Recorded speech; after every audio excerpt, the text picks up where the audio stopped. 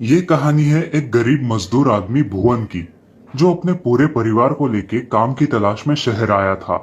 उसका पूरा परिवार मेहनत मजदूरी करके अपने दिन गुजारता था। वो हर रोज मेहनत करके कमाने वाले लोगों में से एक था। जब तक वो रास्तों पर उतरकर कुछ ना कुछ काम न करे, तब तक उसे खाना नहीं मिलता था। बड़ी मुश्किल से उन्हें खाना मिलता और उनके दिन कटते थे।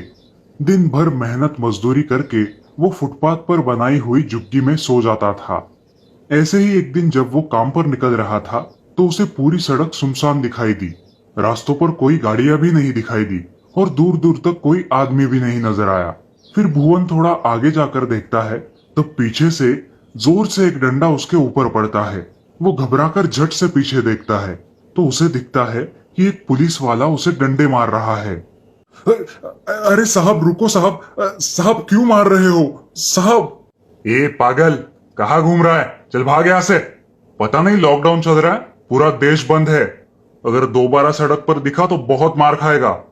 लेकिन साहब ये लॉकडाउन होता क्या है साहब, और ये सब कुछ बंद क्यों है?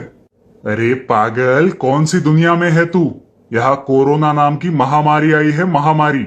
अगर घर से बाहर निकलेगा तो इस बीमारी का शिकार होके मर जाएगा। चल भाग यहां से। पता नहीं कहां कहां से आ जाते पागल।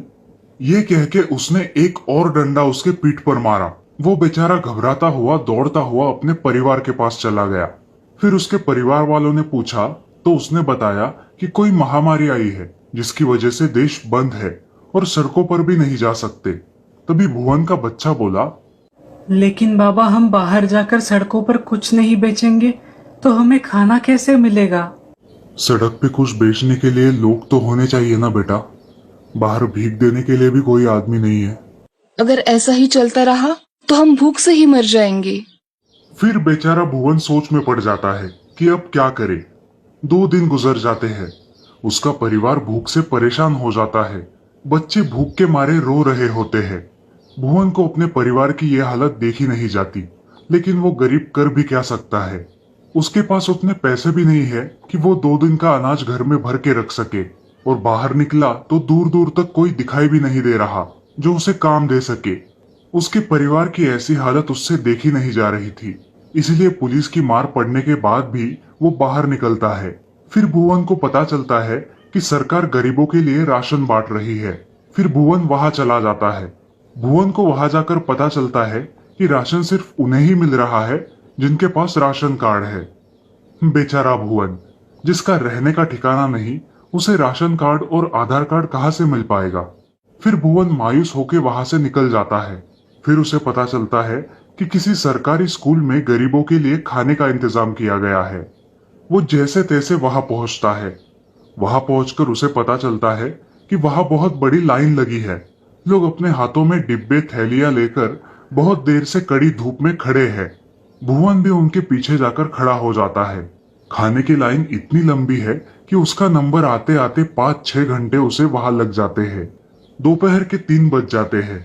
कड़ी धूप में नंगे पांव वो इस लाइन में खड़ा है, इस आस में कि आखिर कुछ खाना मिल जाए और अपने भूखे बच्चों का पेट भर सके। जब उसका नंबर आता है तो उसे पता चलता है कि लोगों की तादाद इतनी ज्यादा थी कि उसका नंबर आते आते खाना खत्म हो गया। बेचारे भुवन का दिल बैठ जाता है। वो मायूस होकर अपने परिवार के पास लौट जाता है। सड़क से जाते जाते फिर पुलिस उसे पकड़ लेती है और कहती है, ए ए पागल, तुझे एक बार बोले तो समझ नहीं आता? सड़क पर क्यों घूम रहा है? साहब साहब आप एक काम करो, इससे अच्छा आप मुझे मार ही डालो साहब। मेरा परिवार 2-3 दिन से भूखा है साहब। मेरे बच्चे भूख से तड़प रहे हैं। हमारे पास खाना तो छोड़ो साहब, पीने के लिए पानी भी नहीं है साहब। ये महामारी हमें मारेगी कि नहीं पता नहीं साहब, पर ये भूख हमें जरूर मार डालेगी साहब। मैं अपने परिवार को मरते हुए नहीं देख सकता साहब। इससे अच्छा कि आप मुझे मार ही डालो साहब। ऐसा बोलकर भुवन जोर जोर से रोने लगता है। तब उस पुलिस वाले को उसकी दया आती है और वो उसे अपने पास का कुछ खाना और सामान देकर अपने परिवार के पास भेज देता है। दोस्तों, हमारे देश में गरीबी एक समस्या है और उसी में हमारे देश में कोरोना की महामारी आई है, और इस लॉकडाउन की वजह से गरीबों को 2 वक्त का खाना भी नसीब नहीं होता है। उन लोगों के पास खाना तो छोड़ो, रहने के लिए घर भी नहीं है। दोस्तों, लॉकडाउन सबके लिए एक जैसा नहीं होता है। हो सके तो अपने आसपास के मुश्किल में फंसे लोगों को जितनी मदद कर सके उतनी जरूर कीजिए। तो अगर आपको वीडियो अच्छा लगा हो तो इस वीडियो को लाइक, कमेंट और शेयर करें और चैनल को सब्सक्राइब करना ना भूलें। Thank you.